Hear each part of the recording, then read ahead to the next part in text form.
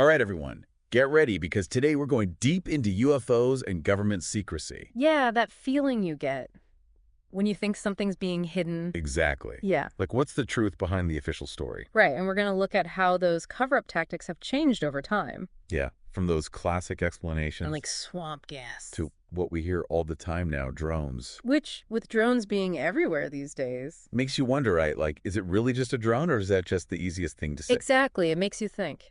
Is drone just the new way to explain away sightings that are just, well, harder to explain? Yeah, and to really get into this, we're going to start with this really interesting clip. Oh, okay. So picture this. Astronauts on the International Space Station doing a Q&A with, get this, elementary school kids. Oh, that's cute. I know, right? And it's all lighthearted, fun questions until one kid just throws this question out there that makes the astronauts, well, visibly nervous. Kids, right. They have no filter. No filter at all. And this kid just straight up asks, are you working on anything top secret that we can't know about yet? Oh. And the astronauts, let's just say those smiles got a little forced. You can see the gears turning. Totally. So we've got Tyler from Secure Team. He's a big UFO researcher, and he breaks down this whole clip. Okay, what does he say? Well, he analyzes their body language, like their eyes darting around the fake smiles. Oh, interesting. And he says it's classic deception, like they're hiding something. Huh, I could see that. And then he brings up how, over the years, so many astronauts have said they've seen UFOs. Oh, right, I've heard about that. But then those claims just get dismissed or, silenced. It's almost like there's this pattern with UFO sightings. Solely like a script. You have these people you think are credible, pilots, astronauts, military people, and they say they've seen these crazy things. But then Their stories are met with, official denial or people just not believing them. it's like, is anyone allowed to talk about this? Mm-hmm. And it seems like this whole drone explanation is just the newest way to do that.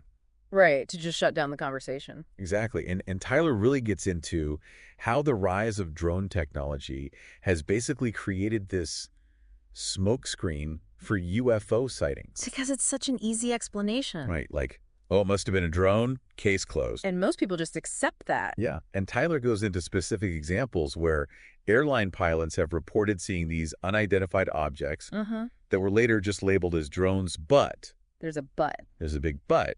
He points out that some of these things were seen super high up, like way higher than any normal drone could fly. Oh, wow. So that doesn't really make sense then. Exactly, and it brings up these questions like, are all of these sightings really things we can't explain? Right. Or are some of them actually drones, but military drones that are way more advanced than we know about? Or is there something else going on here that we're not even considering? That's a good question. That's what we're going to try to figure out. Yeah, it's like a puzzle with missing pieces. Right. And that's what makes this case, Frederick Valentic, so interesting. Oh, yeah, Valentic. That's a classic. For anyone who doesn't know, Valentic was a pilot who disappeared back in 78. 78. Wow. After he reported seeing a UFO, What did he see? he described a metallic disc. A disc.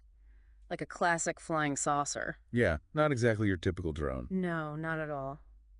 And the crazy thing is, they never found any wreckage. Nope.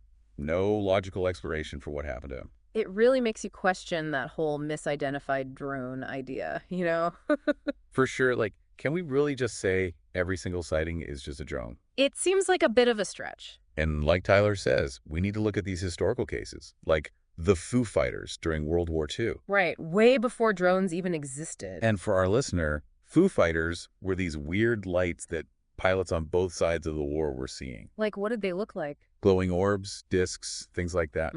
Sounds familiar. Yeah, and they would follow the plane, sometimes even messing with them. Wow, that's creepy. It's crazy how similar those descriptions are to what people see today. Yeah, it makes you wonder if there's a connection, like something that's been going on for centuries. That we're only just starting to figure out. Yeah. And when you think about all the people who've seen these things over the years. It's not just a few random people. Pilots from World War II, commercial pilots, military personnel. Tyler even talks about a pilot who flew President Obama who saw something.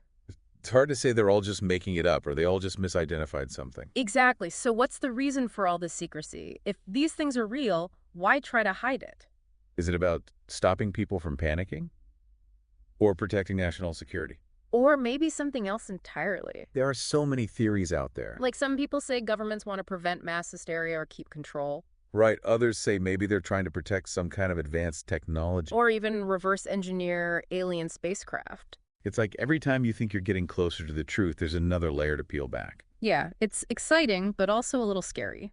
Totally. So, for everyone listening, what do you think? Is this drone explanation really holding up? Or is there something bigger going on, a cover-up of something that's been happening for way longer than we realize? We want you to think about these sources we're talking about. Look at different viewpoints. Come to your own conclusions. It's not about blindly believing one explanation. It's about using critical thinking and searching for the truth. No matter what that truth is, and even if we never figure out the whole picture, The journey of exploring and thinking critically is still valuable. it helps us think better, understand the world around us better. It's about acknowledging that there are mysteries out there, things we don't fully understand. And instead of being afraid of that, we can use it to fuel our curiosity, our desire to learn. And who knows? Maybe this will inspire you to do some of your own sky watching. Yeah, you never know what you might see. And if you do see something strange, Tyler says, What's that? document it. Good advice. Write down what you see, take pictures, videos if you can. That's how we get good research, right? The more info we have. The closer we might get to understanding all this. Makes sense. And Tyler really stresses looking into those older cases like Valentic The ones before drones were around. to show that UFOs aren't just a recent thing. It's been happening for a long time. It's like these stories are woven into history. Going way back, folklore, old records, even ancient art. Wow, I never thought about that. It makes you think, what does this mean for us? Are we close to some big reveal? Like, is everyone going to know the truth soon? Those are the questions people are asking, but I- maybe the real question is, how would we react if that happened? If the truth came out, Would we be open to it? Or would we just be afraid? would we come together as a species, Mm. facing this big mystery? Or would it tear us apart? That's a conversation we need to have. Whether it happens tomorrow or in 100 years. It's like we're waiting for a guest, but we don't know when they're coming.